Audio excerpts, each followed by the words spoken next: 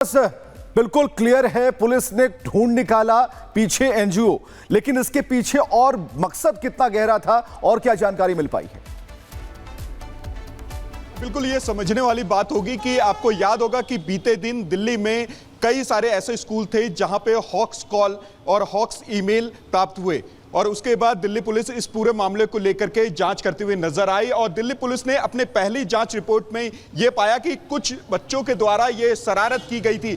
लेकिन दिल्ली पुलिस अपने जांच का दायरा बढ़ाती है और ये डिटेल निकाला जाता है कि ये बच्चों ने ईमेल क्यों किया गया था, क्यों किया और साथ ही इसके पीछे मकसद क्या था। हालांकि पहला मकसद ये पाया कि वो अपने एग्जाम को टालना चाहते थे, लेकिन जब पुलिस ने गहराई से जांच की और वीपीएन, क्योंकि ये पूरा ईमेल जो भेजा गया था वो वीपीएन की मदद से भेजा गया था जिससे कि उनका आईपी एड्रेस ट्रेस ना कर सके, तो कहीं ना कहीं इसके पीछे बड़ा एक मकसद हो सकता है। उसी को लेकर के आज दिल्ली पुलिस के स्पेशल सीपी के द्वारा ये पीसी की जाती है और पीसी करने के बाद बताया जाता है कि इस पूरे घटनाक्रम के पीछे एक एनजीओ और साथ ही एक कोई पार्टी भी शामिल हो सकती है। हालांकि पार्टी का नाम उजागर उनके द्वारा नहीं किया गया, लेकिन एनजीओ को लेकर के ये कहा गया कि जिन बच्चों का ये हरकत था उनके माता पिता इस एनजीओ के साथ काम करते हैं और ये एनजीओ वही है जो कि अफजल गुरु का जब फांसी दिया जा रहा था उसका वो विरोध कर रहे थे। उसी को लेकर के कहीं ना कहीं इसका लिंक देखा जा रहा है। हालांकि दिल्ली पुलिस अभी भी इस पूरे मामले को लेकर के जांच कर रही है, लेकिन एनजीओ का नाम निकल के सामने आना कहीं ना कहीं आप देख सकते हैं कि दिल्ली में एक बड़ा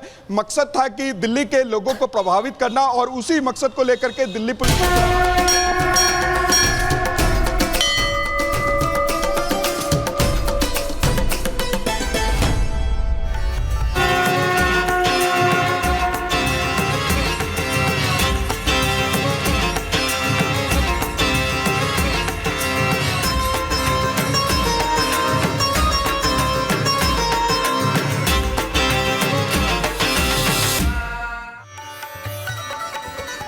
और अब बात महाकुंभ की करेंगे। अमृत स्नान लगातार जारी है। देश और दुनिया के तमाम जो साधु संत करोड़ों श्रद्धालु पहुंचे हुए हैं और इसी बीच मशहूर कथावाचक जया किशोरी भी अमृत स्नान के लिए महाकुंभ पहुंची हुई हैं। उन्होंने रिपब्लिक भारत से खास बातचीत की है। क्या कुछ कहा आज के खास मौके पर, आपको सुनाते हैं। जब आपने त्रिवेणी में डुबकी लगाई, वहां पर जो आपके मन में भाव थे वो क्या थे? सच कहूँ तो भाव तो उससे पहले बहुत थे, बाद में बहुत हुए। जब डुबकी लगा रहे थे तो सब भूल गए।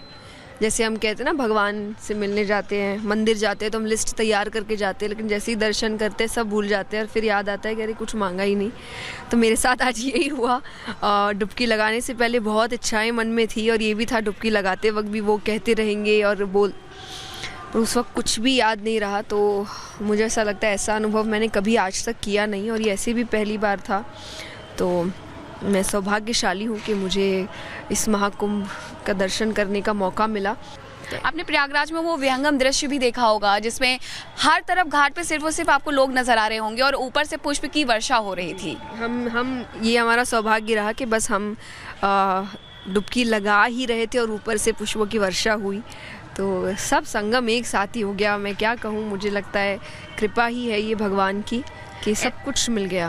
और ऐसा है क्या कुंभ में, महाकुंभ में, कि लोग उसकी तरफ खींचे चले आते हैं? आज आपने देखा होगा कुंभ के सारे घाट, महाकुंभ में जहाँ जहाँ स्नान होने हैं वो सारे घाट भरे हुए हैं, लोगों से पटे पड़े हैं। जहाँ पर भी आप जाएंगे सिर्फ और सिर्फ लोग नजर आ रहे हैं। तो ऐसा है क्या महाकुंभ में जो लोगों को अपनी तरफ आकर्षित कर रहा है? सब कुछ है। सबसे पहले तो यहाँ एक श्रद्धा इकट्ठा हुई है।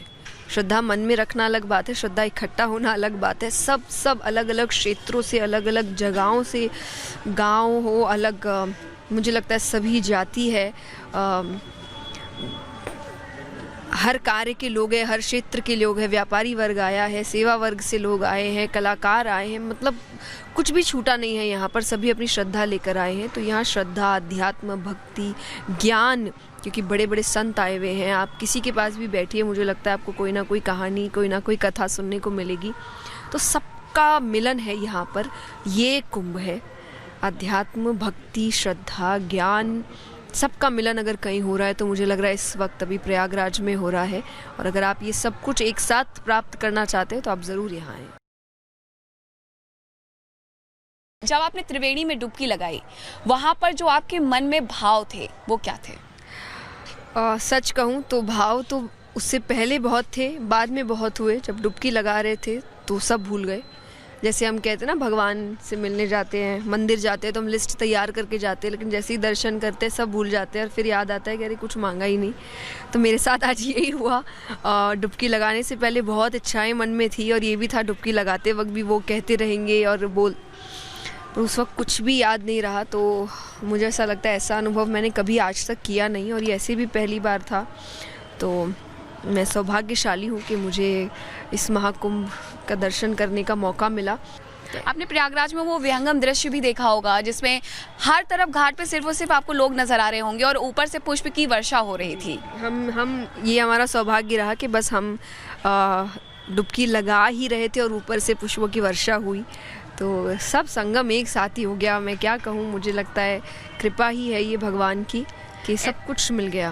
और ऐसा है क्या कुंभ में, महाकुंभ में, कि लोग उसकी तरफ खींचे चले आते हैं? आज आपने देखा होगा कुंभ के सारे घाट, महाकुंभ में जहाँ जहाँ स्नान होने हैं वो सारे घाट भरे हुए हैं, लोगों से पटे पड़े हैं। जहाँ पर भी आप जाएंगे सिर्फ और सिर्फ लोग नजर आ रहे हैं। तो ऐसा है क्या महाकुंभ में जो लोगों को अपनी तरफ आकर्षित कर रहा है? सब कुछ है। सबसे पहले तो यहाँ एक श्रद्धा इकट्ठा हुई है। श्रद्धा मन में रखना अलग बात है, श्रद्धा इकट्ठा होना अलग बात है। सब अलग अलग क्षेत्रों से, अलग अलग जगहों से, गांव हो अलग, मुझे लगता है सभी जाति है, हर कार्य के लोग हैं, हर क्षेत्र के लोग हैं, व्यापारी वर्ग आया है, सेवा वर्ग से लोग आए हैं, कलाकार आए हैं, मतलब कुछ भी छूटा नहीं है यहाँ पर। सभी अपनी श्रद्धा लेकर आए हैं। तो यहाँ श्रद्धा, अध्यात्म, भक्ति, ज्ञान, क्योंकि बड़े बड़े संत आए हुए हैं। आप किसी के पास भी बैठिए, मुझे लगता है आपको कोई ना कोई कहानी, कोई ना कोई कथा सुनने को मिलेगी। तो सबका मिलन है यहाँ पर। ये कुंभ है। अध्यात्म, भक्ति, श्रद्धा, ज्ञान, सबका मिलन अगर कहीं हो रहा है तो मुझे लग रहा है इस वक्त अभी प्रयागराज में हो रहा है। और अगर आप ये सब कुछ एक साथ प्राप्त करना चाहते हैं तो आप ज़रूर यहाँ आएँ। मैंने आपके बारे में जितना पढ़ा, थोड़ा बहुत ही पढ़ा, ज़्यादा तो नहीं जानती हूँ क्योंकि इंटरनेट पे उतना लिखा भी नहीं है, कि आपने 12 साल की उम्र में गीता याद कर ली थी और 9 साल की उम्र में आपको बहुत सारे श्लोक थे जो याद हो गए थे। लेकिन महाकुंभ की अगर हम बात करें तो पुराणों में, शास्त्रों में महत्व क्या है? क्योंकि कई लोग ये कह रहे हैं, कुछ नेताओं की तरफ से दरअसल ऐसे बयान आते हैं कि जिसको पाप से मुक्ति पानी है वो गंगा में डुबकी लगाएगा। शास्त्र क्या कहते हैं? देखिए, पाप से मुक्ति हो, जो भी शास्त्र भी यही बात कहते हैं, लेकिन वो पाप, जब आप डुबकी लगाने की बात करते हैं, वो अनजाने में किए हुए पाप होते हैं, सोचे समझे पाप नहीं होते हैं। वो डुबकी लगाने से नहीं कल्याण होता। लेकिन यहाँ पे देखिए, डुबकी ये पाप कल्याण के लिए नहीं है, ये भगवान से जुड़ाव के लिए है। अगर आप इस स्वार्थ के साथ आएंगे कि मेरा पाप से कल्याण हो जाए, पाप मेरे कट जाए और फिर मैं डुबकी लगाऊं, तो मुझे लगता है भक्ति नहीं है फिर ये तो आप स्वार्थ से आ गए। हम तो यहाँ भक्ति के लिए आए हैं कि भूल ही गए क्या मांगना था, क्या बोलना था। वही भाव से आप यहाँ आइए।